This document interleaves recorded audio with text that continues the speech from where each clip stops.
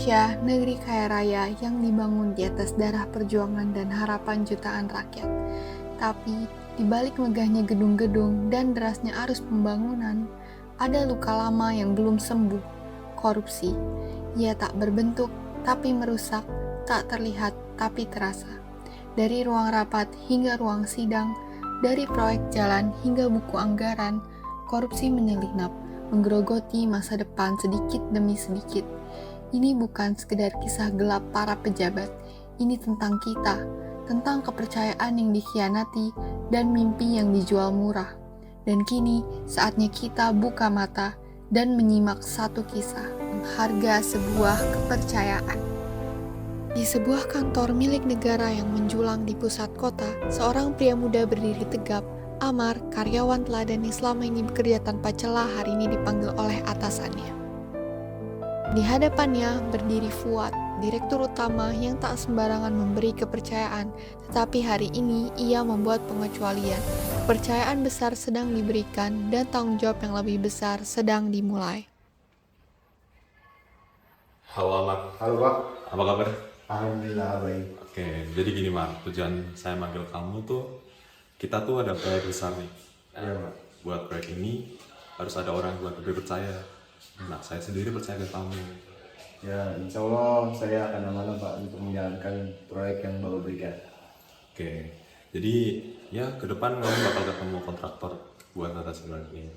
Saya minta kepercayaan kamu ya, kalau jadi rusak. Oke, Saya Pak, saya akan menjaga aman dari Bapak. terima kasih. Oke Pak. Kafe modern beraroma espresso dan perjanjian diam-diam. Di sudut yang tampak santai, negosiasi gelap dimulai, dibungkus tawa, tetapi disisipi jebakan.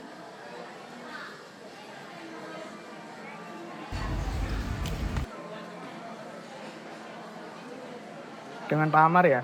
Iya. Wah, akhirnya kita bisa ketemu juga nih. Saya dengar-dengar Bapak sekarang jadi orang penting. Iya, alhamdulillah ada proyekan aja. Oke Pak, silakan duduk. Kita ngerti lah, idealisme itu bagus, tapi kita juga masih butuh napas. Ini anggaran breakdown kasih lapangan. Laba resmi, proyek lancar, nanti hasilnya kita bagi. Ya Pak, saya gak janji ya Pak. Saya akan pertimbangkan lagi ya Pak. Bisa lah, ini kan proyek bagus. Ya Pak. Keluarga sederhana yang dipenuhi ambisi tersembunyi. Percakapan yang seharusnya penuh kehangatan berubah menjadi panggung konflik batin sang ayah. Halo ya, Halo Nak. Kau udah pulang? Habis dari mana? aku habis dari Blok M nih sama teman-teman aku. Aku minggu depan ada jadwal liburan ke luar kota. Aku boleh nggak beli HP baru? HP baru? Kemarin juga habis beli kan itu HP-nya. Iya, aku maunya HP baru. Ini kan 14, aku main 16 Pro Max. Ya udah. Nanti ayah usahain ya. Oke ya, terima kasih. Di tengah gejolak konflik batin, jiwa-jiwa yang culas selalu mencari kesempatan. Dulu perasaan kerja yang lurus-lurus aja tuh enak. Kenapa ya sekarang makin ada aja godaannya untuk kemana-mana. Gap. Kenapa?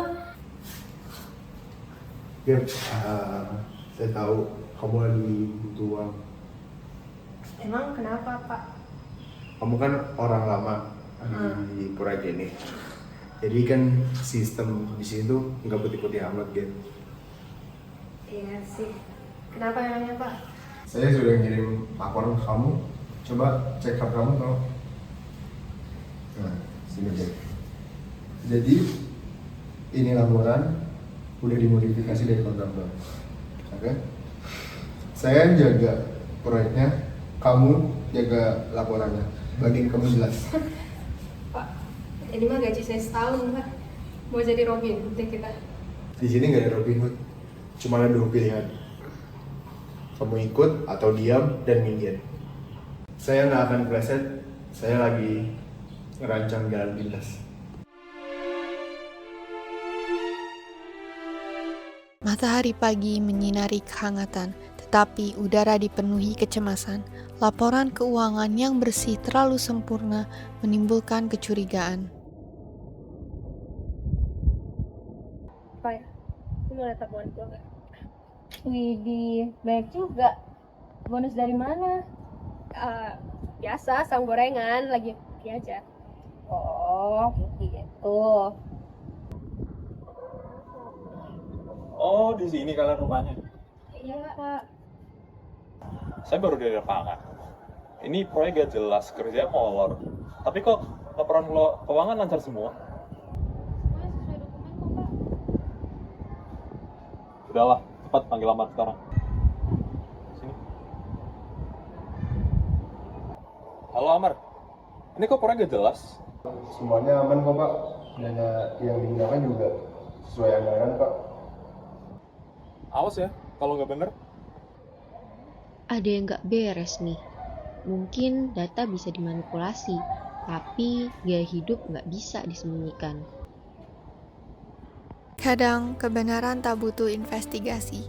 Cukup satu anak bodoh, satu caption angkuh, dan seluruh dunia pun menolak. Loh, ini bukannya anaknya Pak Amar ya? Kok dia hedon banget? Kayak gue harus kasih tahu Pak Fuad deh. Iya deh. Misi Pak. Ya, masuk.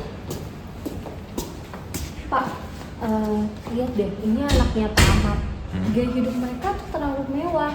Sedangkan saat ini saya melihat laporan keuangan ada yang janggal. Harta Pak Amar tahun lalu tidak sebanyak sekarang, Pak. Sebenarnya kalau mewah, ya udah sih. Tapi kamu yakin ada yang salah dengan laporan keuangan? Apalagi sekarang ada proyek baru dan itu laporannya lumayan janggal, Pak. Padahal itu lumayan besar kan proyeknya. Kayak kita harus cek deh, Pak. Oh ya udah, panggil Amar sekarang. Baik, Pak. Sorotan lampu menyinari wajah-wajah kecewa. Dunia yang dahulu diam, kini bersorak. Oh, jadi ini Pak Amar. Pak, gimana sih, Pak? Pak, Bapak yang ngelakuin korupsi. Bapak yang korupsi ya, Pak? Tolong klarifikasi Pak. Klarifikasi Pak. Bapak pengkhianat ya Pak. Berapa ratus M, Pak?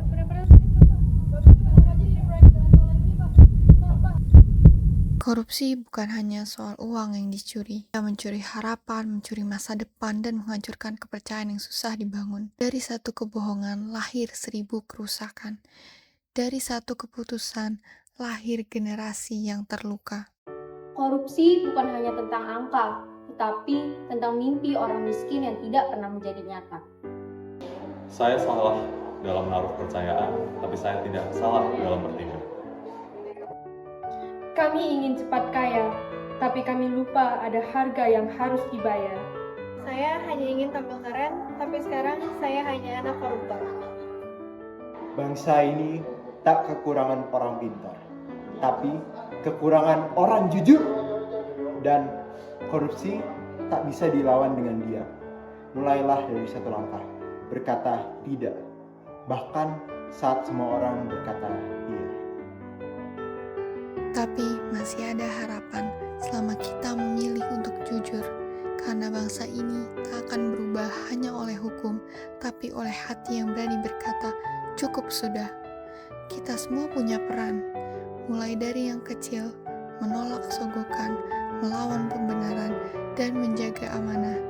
Karena perubahan dimulai dari satu keberanian.